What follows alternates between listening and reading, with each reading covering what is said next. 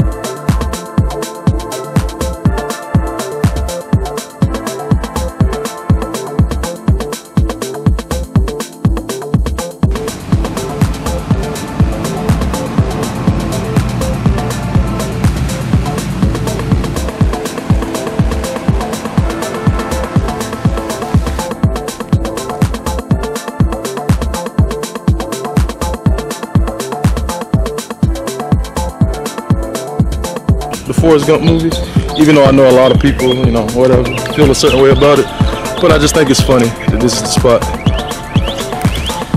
Oh yeah, and I just realized Tom Hanks was here, and Tom Hanks right now is suffering from coronavirus. So that is very interesting.